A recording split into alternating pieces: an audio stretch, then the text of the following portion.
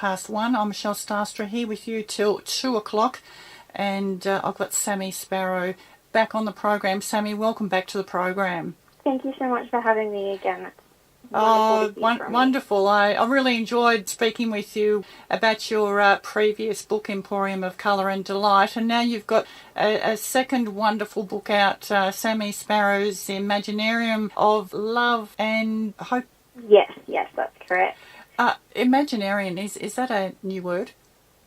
I'm not really sure. I think it's actually been used in a few movies and things like that, but I just thought it was catchy, and I just really liked the sound of it, the way it flows off the tongue.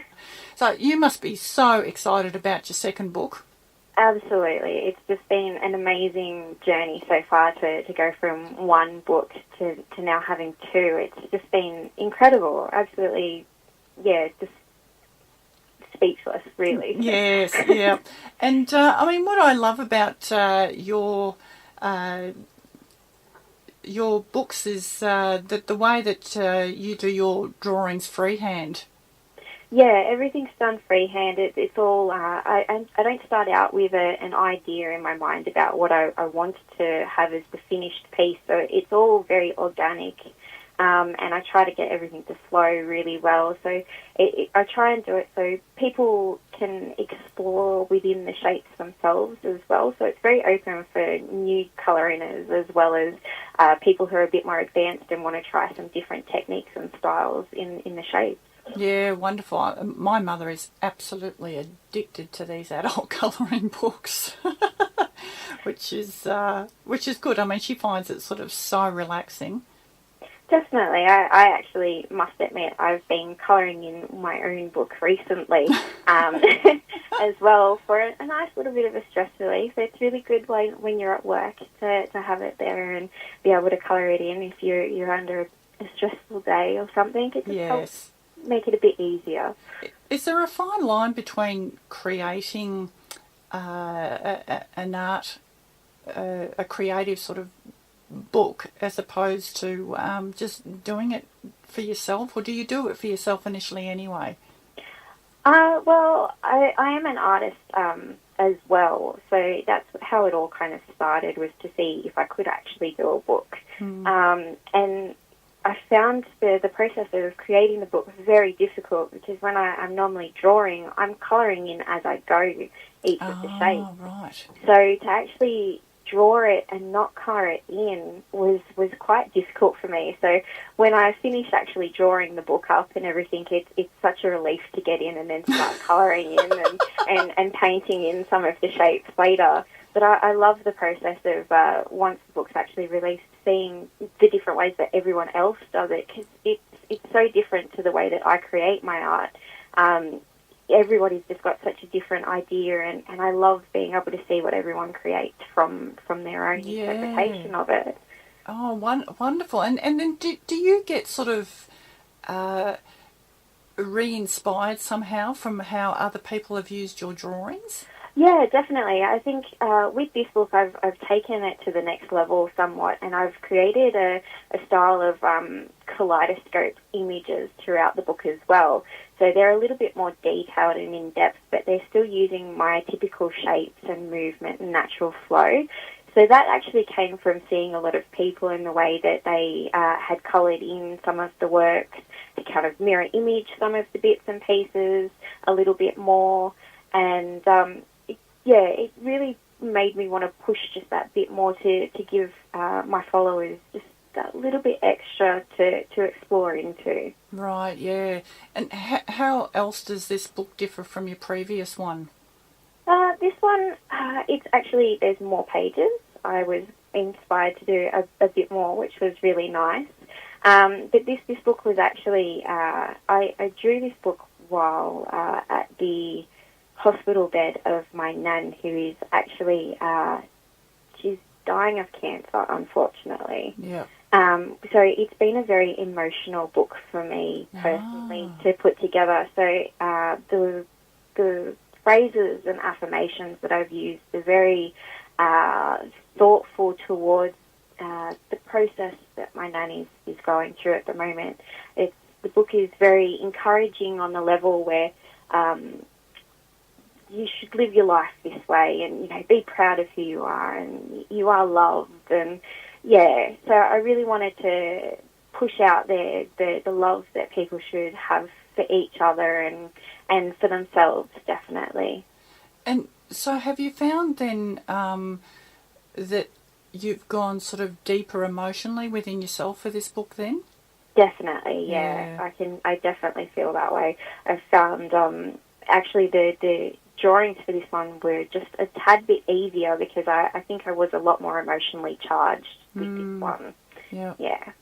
Yeah, it's interesting how that happens, isn't it? How experiences in your life or what's happening in your life influences what you're doing creatively. I mean, we often hear that with musicians, but obviously it happens with artists as well.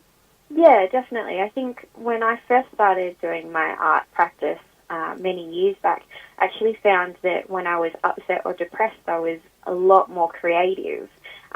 It just helped me flow and get my emotions out and not be too upset in person. I could get it all out on paper and paint and everything. So I've managed to channel those emotions to be able to create full time, which has been wonderful. Yes. But I think that's why this book was so much easier than the previous book to create, because it did have that bit of emotion behind it. Oh, it's wonderful to hear you say that, because to be able to get out your emotions that felt quite negative to you, but in such a healthy way, is such a good thing to hear.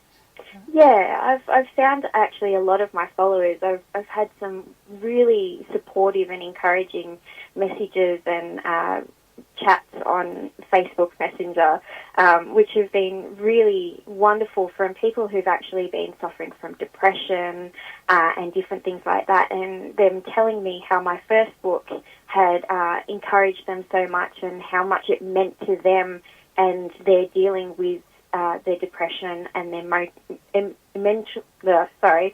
emotional withdrawal. They were able to really focus on the book and take from the positive affirmations and really bring that through into their life, and how the book had really helped them. So it was amazing to hear how it had affected everybody else, and that also helped a lot too, because I knew I was supporting people in a positive way, and that meant so much more to me. And that was really what I was hoping to get out of it, was to be able to show people that you can be positive. You don't always have to be positive, but there's little places where you can retreat and find that happiness. Yeah, well, I think it's, and it's, like you said, you don't have to be positive, but if you can feel a little bit less depressed than what you were, that's heading in a positive direction. And that's what we all are looking for most of the time. We're just looking for a bit of relief from, say, something that doesn't feel so good. And I mean, you can't feel joy when you're in a really sad, unhappy place, but you can feel a little bit less sad, and you're providing a tool to be able to do that. Yeah, definitely. I like to think of it that way. Definitely makes me feel proud and quite happy of what I've created, put out into the world. Yep, and I think that's why it's become quite addictive for my mum too. She's had a few surgeries lately, and they sort of haven't gone that well, and she's found that instead of, normally she watches television until she goes to bed, but now for the last 4 months I think she just colours in these books, and she's gone through so many books, and she's got a complete array of texters and crayons and pencils and all the sorts and she does it for hours, and she says she sleeps better, and it's been so therapeutic for her. It's just been wonderful. I think it's definitely one of those things that it takes your mind off everything, and there's no pressure on you to get through a whole drawing in one day or to create an unlimited supply of different drawings. There's no pressure on what colour you have to use where. It's all personal, and you can interpret any of the images any way that you want with any of the books, not just my own. And I think that that's where people are finding it relaxing. They can share it if they want, but they don't have to, which is the beauty of it.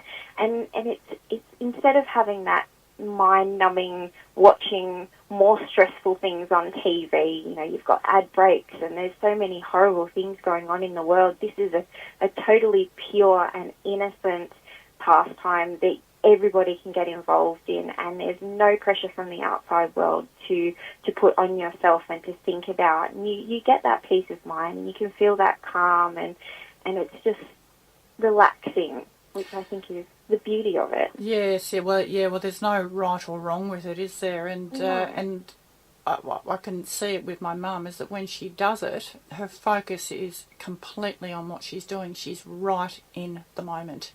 Yeah, and I think that's the beauty, living in the moment. We don't do it as much these days. We're always stressed about what's going to happen next, or we're upset about what's happened, or, living in the moment is a very rare thing that we do these days, and I think the colouring in thing is definitely embracing that. Well, I just think it's great that with your second book and the way that you've talked about, you know, your experience with your nan and how producing this second book and doing the drawings has helped you. It's just wonderful, and now you're sharing that with everyone else to use it the way that it suits them.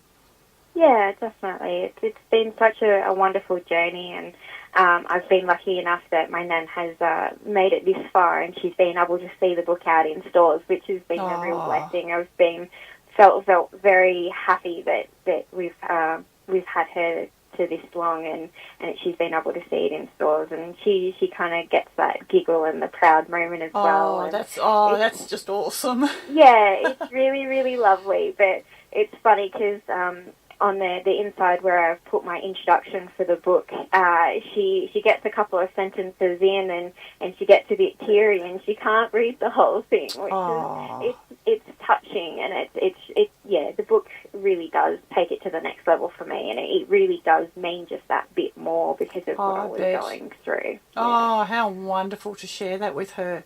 Yeah, it's been such a great thing of being able to tell her my first 2 weeks worth of sales figures have come in from the publisher, which has been really, really nice, and it's had a really good reception from the general public, which has been really wonderful. Yep.